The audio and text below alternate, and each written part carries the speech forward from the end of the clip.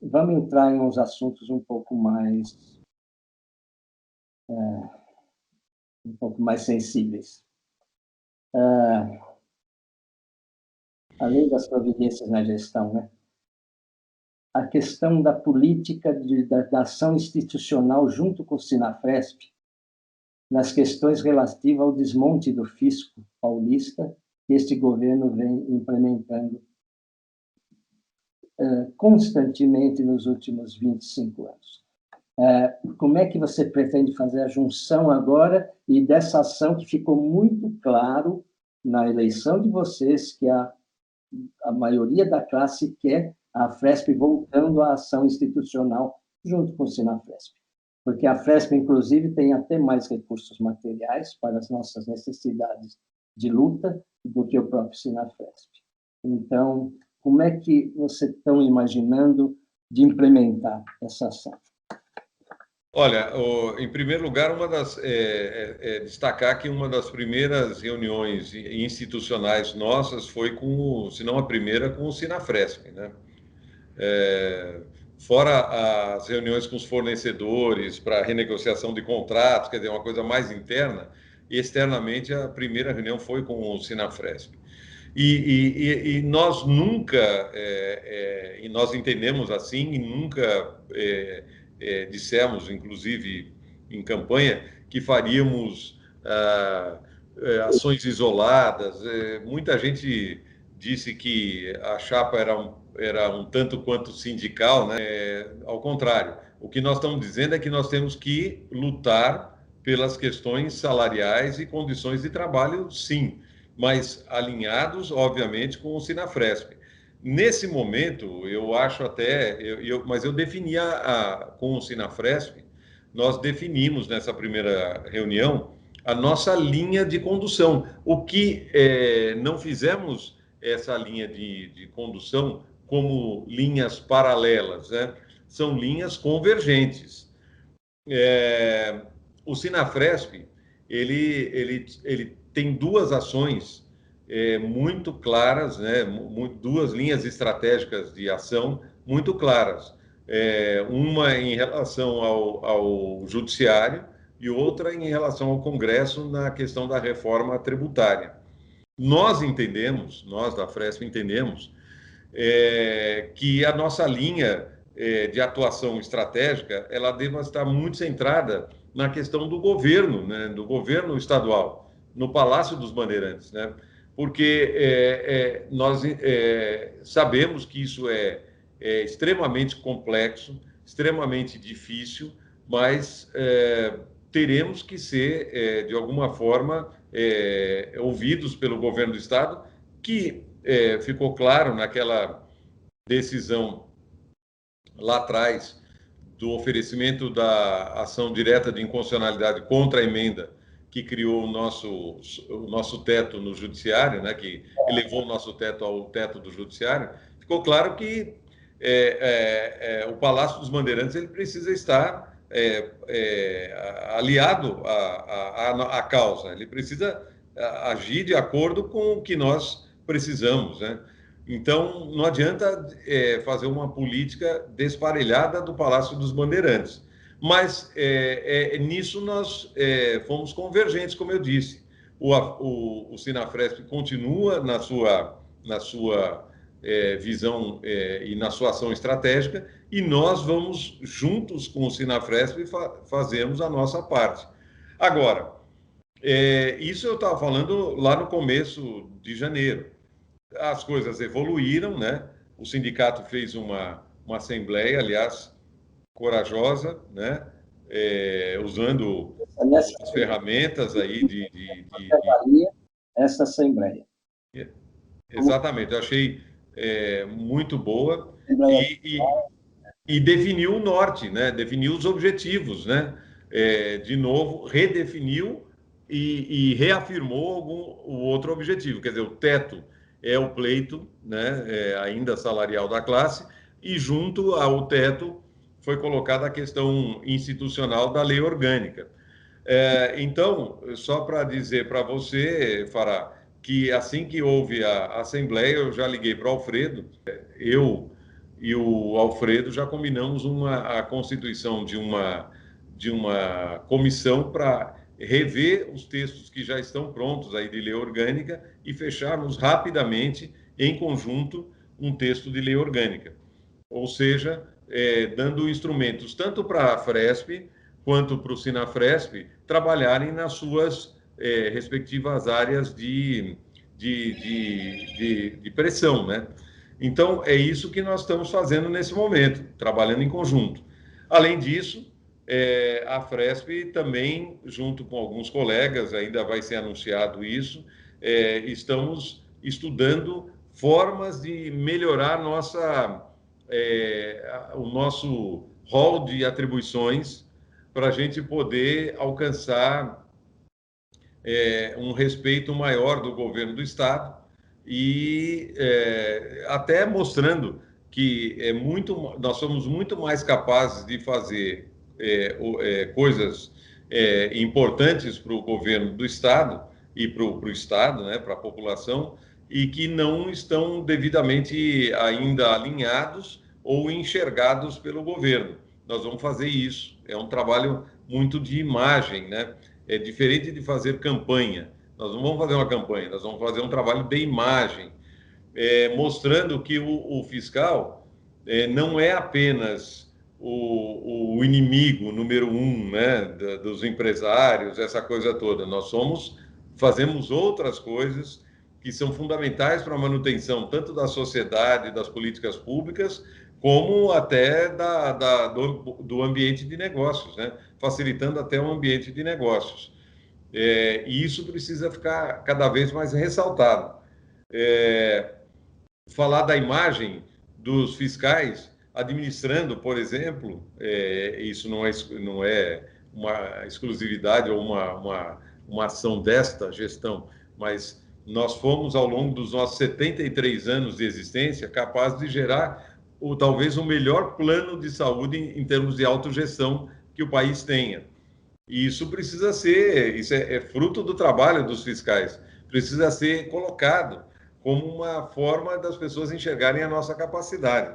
Quer dizer, colocar tudo que a gente faz de positivo como um suporte à nossa escalada por novas atribuições e, portanto, novos casos de sucesso de gestão por parte dos fiscais e poder, com isso, mostrar que, sim, somos uma carreira típica de Estado, temos uma estima em ascensão, precisamos ter uma estima em ascensão, precisamos mostrar para a sociedade os resultados que a gente atinge e, portanto, legitimamente nos apresentarmos sem vergonha nenhuma, sem constrangimento, que somos merecedores, sim, do teto do judiciário, assim como outras carreiras típicas de Estado. Me perdoe, mais que isso, que nós somos merecedores da confiança da população, como a Polícia Federal, como o Ministério Público. Eu sou a classe sabe muito bem, dos que se bateu por isso, um grupo que se bateu por essa questão da imagem desde o primeiro dia que assumimos a carreira, há 35, 40 anos atrás. Então, realmente, isso é essencial, é alvissareiro que agora consigamos. É nessa linha que sempre pregamos, que a Fresp terá os recursos necessários, porque isso envolve recursos de bons marqueteiros, de gente especializada em marketing, como faz todo o mercado. Então, é necessário que nós tenhamos gente capaz de vender a boa imagem, não é vender uma má imagem, uma imagem mentirosa, vender a imagem verdadeira do fisco. Eu só queria fazer não é uma correção, é um adendo aí que você falou. Nós não estamos preocupados em vender a nossa imagem, nós estamos preocupados em fixar a nossa imagem, é diferente. É um trabalho mais de longo prazo, mais de fôlego, mais de fundo, né? É importante. Indo realmente a credibilidade junto à população. É isso. A população entenda a essencialidade da nossa carreira. Senão, tudo mais, o Estado não terá recursos, né? Enfim, maravilha, muito bom. Um outro assunto só, antes de temos dois assuntos ainda, se você me permite. A questão das mudanças estatutárias, né? Parece que vai ser criada uma comissão para a reforma dos estatutos. Realmente é essencial. As questões relativas, eu vou até ler um trecho aqui.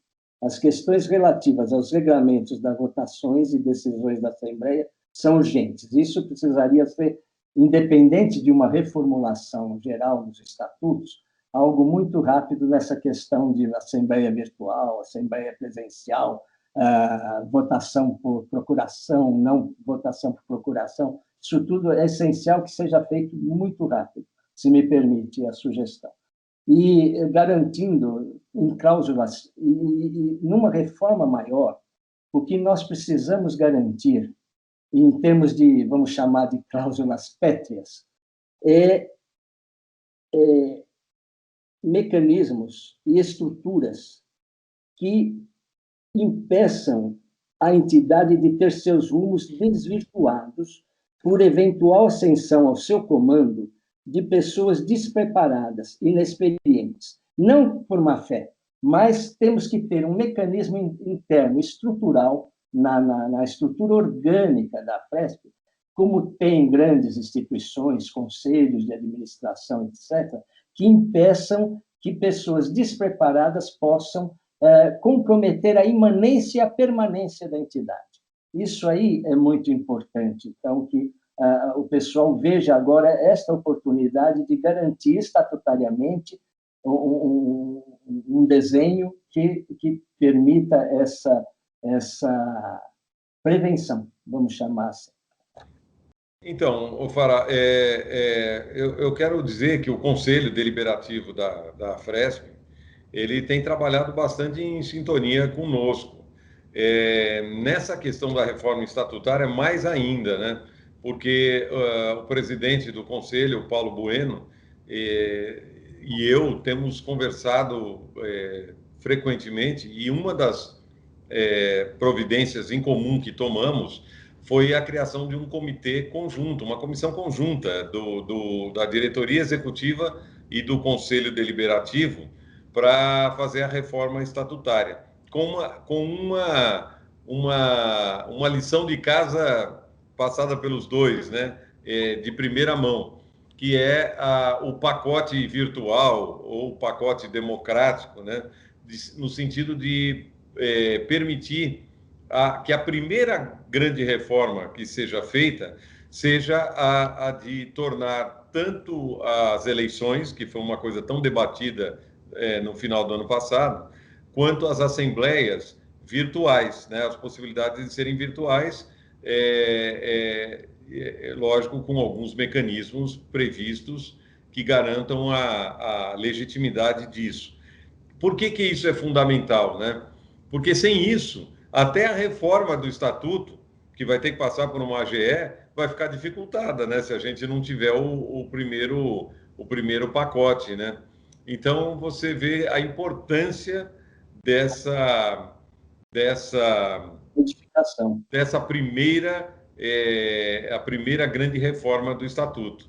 Eu acho que a disposição do Conselho e da diretoria é responder a essa primeira parte da reforma estatutária de uma maneira muito rápida e objetiva. Eu estou achando que o trabalho vai ser rápido, vai ser muito bom. E aí, o que acontece? É incrível, né? Por isso que, às vezes, o manograma funciona mais do que o organograma, né?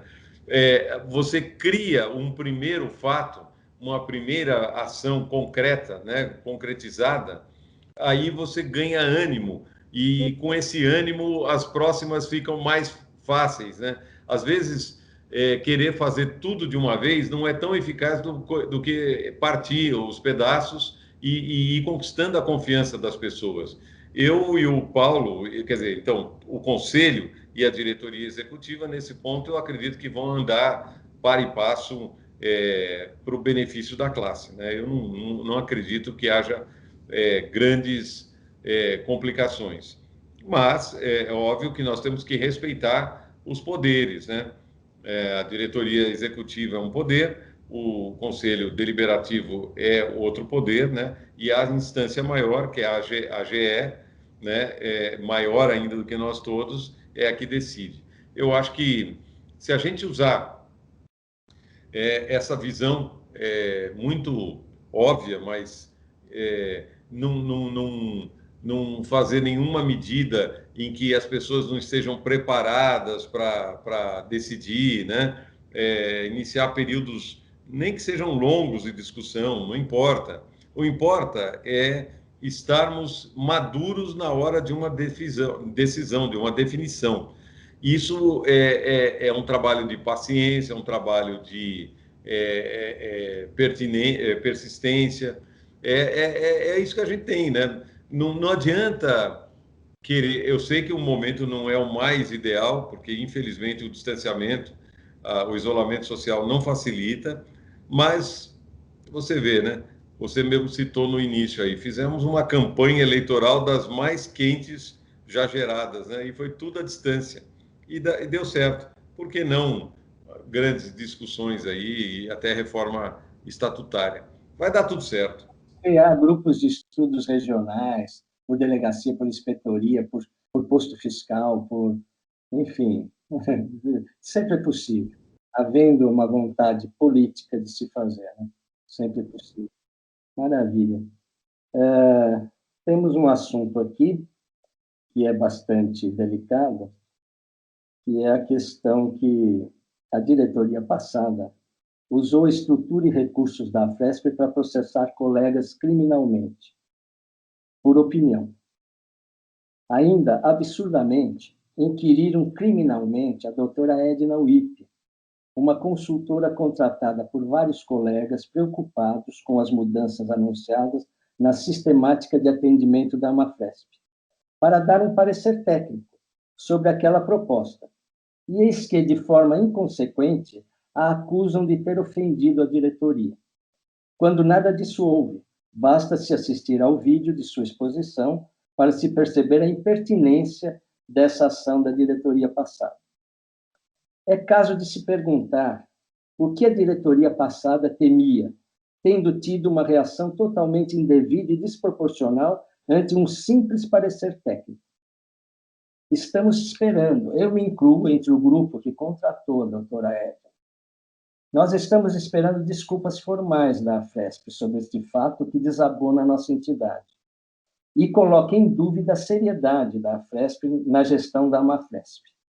A Afresp utilizar recursos dos próprios associados para intimidar associados por opinião externada é algo inaceitável. Por sorte, o judiciário teve o bom senso de mandar arquivar estas peças por improcedentes. Por isso, meu presidente, um tema desagradável, sim, mas que eu acho que a nova diretoria tem que olhar esse triste episódio e tomar uma atitude republicana, uma atitude positiva. Eu, inclusive a mim, houve um processo, inclusive ao outro colega que era candidato, o Benício, a outra chapa, né? Custo zero. Isso aí é muito triste, isso aí realmente fica uma mancha na nossa história classista. Eu coloco o assunto aqui apenas para que achemos uma forma de zerar isso. Eu poderia tomar outras atitudes, pessoalmente. Atitudes por ofensa, por dano moral à minha pessoa. Eu tenho uma história nessa classe. Mas não vou tomar, porque a gente chegando aos 75 anos, a gente aprende uma das coisas, que passar por cima desse tipo de mesquinheza é sinal de maturidade e de libertação. Então, por mim, o assunto está encerrado. Agora, quanto à doutora Edna Wippe e tal, eu acho que cabe à Afresp uma desculpa. Uma desculpa. Não sei como é que vocês podem interpretar isso ou resolver isso. Farah, realmente o caso da interpelação da doutora Edna, o juiz já não havia acolhido, né, e, portanto, mandado arquivar o processo. Não precisou nem a ação da diretoria em relação à doutora Edna.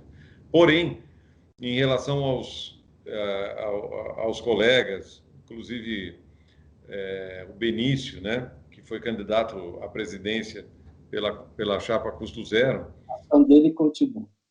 Não, mas nós já determinamos ao jurídico, já está em peticionamento para o juiz competente, né, do juiz da ação, e nós estamos pedindo a extinção do processo, o arquivamento do processo. Isso já foi uma determinação. Eu precisaria só atualizar em que momento está, porque com o negócio da pandemia, também o judiciário tem outros prazos aí, né? Mas essa ação já foi determinada e nós estamos... não vamos fazer uma exploração política disso. Eu também não vou me debater aqui sobre o que motivou essa interpelação, né? Mas eu entendo que essa diretoria não vai fazer nada. Se houver críticas, seja de que natureza forem, se houver algum tipo de falta de transparência nossa, nós vamos encarar isso com naturalidade, vamos tentar corrigir, e aquilo que não for, vamos dizer assim, responsabilidade nossa, nós vamos dizer que não temos como agir em alguma situação. Agora, nunca faremos nada que, de uma certa forma, impeça que as pessoas se manifestem, os colegas se manifestem e nos ajudem. Eu acho que, de certa forma, uma ajuda, nos ajudem a gerir isso aqui tudo, né? Então, a crítica também é uma forma de ajuda, né? Então, vamos sossegar esse lado que eventualmente tenha ficado no passado mais quente e tal. Vamos esfriar isso e vamos levar a vida nova daqui para frente. Apenas entendo que, no caso da doutora Edna, se for possível, juridicamente, não juridicamente, mas se for possível um manifesto qualquer, um agradecimento até a ela pela opinião e tal, algo que mostre que não temos nenhuma postura, né? Então, não tínhamos pensado nisso. A partir da sua sugestão ou colocação agora, vamos ver o que a gente pode fazer. Maravilha. Mas o que eu gostaria muito é que você mandasse uma mensagem, uma mensagem de otimismo aí para nós todos, né? Estamos nessa situação difícil, todos pessoalmente, as pessoas estão sofrendo bastante, vários colegas nossos estão tendo parentes, um colega nosso aposentado, a mãe e o pai estão na UTI com Covid, essas coisas todas, além desse achatamento salarial. Então, realmente a classe vive um momento muito difícil, né? Então, meu presidente, nos deixa aí uma palavra de ânimo aí. Olha, Fará, e todos os colegas AFR, né? Nós fizemos uma campanha bastante interessante. O debate ressurgiu. Sentimos um ânimo na classe em torno de um debate político, mas mostrou vitalidade, que a vitalidade encontra-se por aí, né? Às vezes as pessoas ainda, né, têm um desânimo estocado aí, né? Uma autoestima baixa, estocada, mas nós vamos cumprir ou vamos fazer o trabalho de forma que a gente cumpra todos os objetivos estratégicos que a gente traçou durante a campanha. Precisamos fazer da Mafresp melhor do que ela era e mais barata do que ela era. A gente precisa fazer isso. É obrigação nossa. Nós precisamos ampliar o leque de serviços da Afresp para os associados. nós precisamos que eles sintam os benefícios desses serviços colocados à disposição. Vai ter muita novidade aí em breve sobre isso também. Precisa ser perceptível pelo colega que ele tem um benefício maior de ser associado do que não ser associado.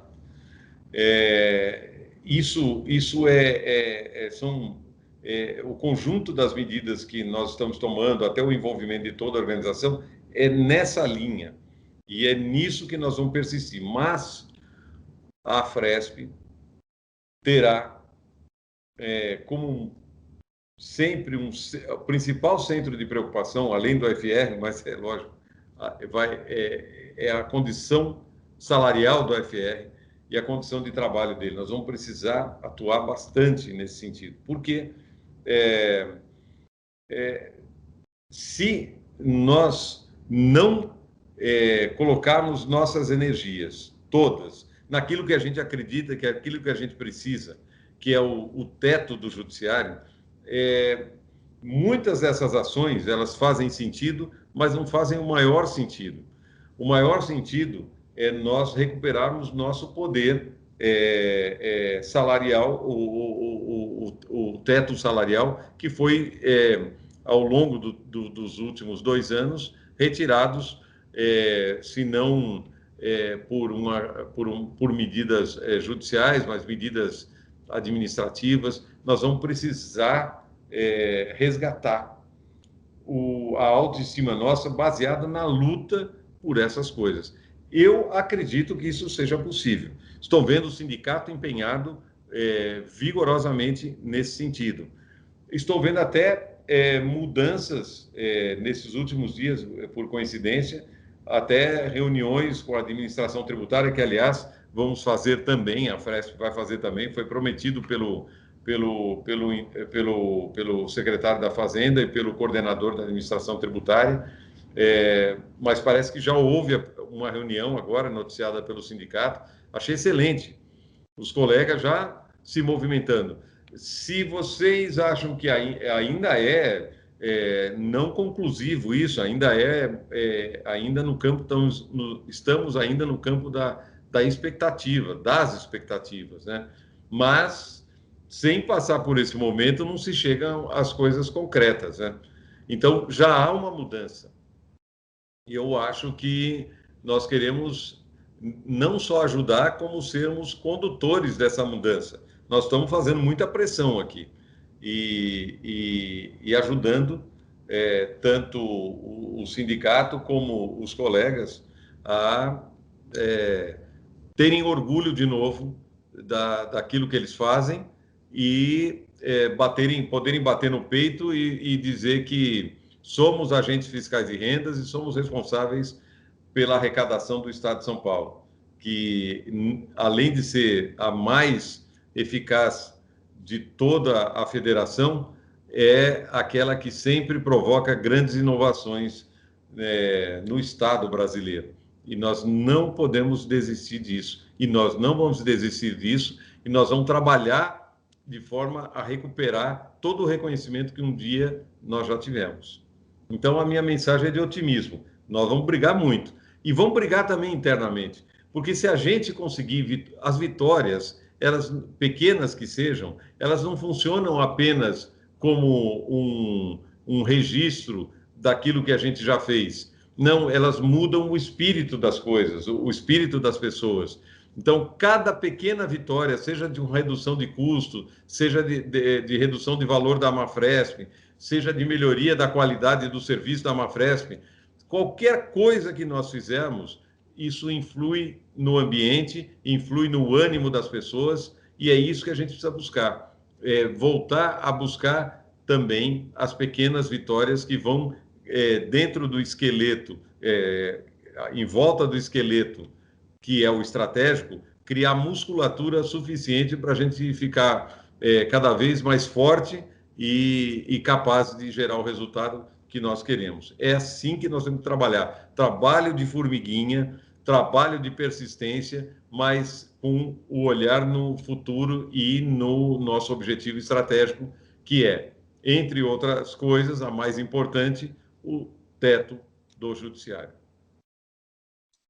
É isso, presidente. Realmente maravilha. Falou nas pequenas vitórias, as pequenas coisas que constroem, como também tem justamente os pequenos assassinatos, né? Da mesma forma, né, que as pequenas coisas vão destruindo, né? Então, justamente o movimento contrário é a construção. E maravilha, por aí. Eu auguro realmente de todo o coração que desta vez consigamos realmente unir toda a classe num esforço, num objetivo comum único, né? E realmente eu vejo que vocês e as lideranças que estão surgindo, lideranças novas também que estão surgindo, né, entre os novos, gente de primeira qualidade, eu percebo claramente que temos tudo para ter sucesso. Realmente, tudo que aconteceu nesse passado, nessa coisa toda, todos esses anos de desmonte do fisco paulista, também se deve a certa anomia da classe. Eu acho que a classe ficou meio paralisada, não sei o que houve, anestesiada com tudo que vinha acontecendo e não percebeu que a cada pequena coisa, pequena atribuição, pequena competência que nos foi sendo tirada funcionalmente, tudo isso levaria justamente a esse desmonte que aconteceu, que é um fato. Neste momento, o fisco paulista está desmontado. Nós temos que ter essa consciência, a nossa classe precisa ter essa consciência para que se una de verdade, que consigamos, de toda forma, com a liderança de vocês, e que eu vejo com muita esperança, vamos ter sucesso, realmente, presidente. Então, muito obrigado aí pela deferência dessa entrevista exclusiva ao CUCAT, e vamos ver se conseguimos manter o CUCAT nesta linha de colaborar para o renascimento do fisco paulista. Sempre que o CUCAT precisar, estarei aqui, a diretoria toda à disposição. Muito obrigado. Passar bem, então. Obrigado. Obrigado.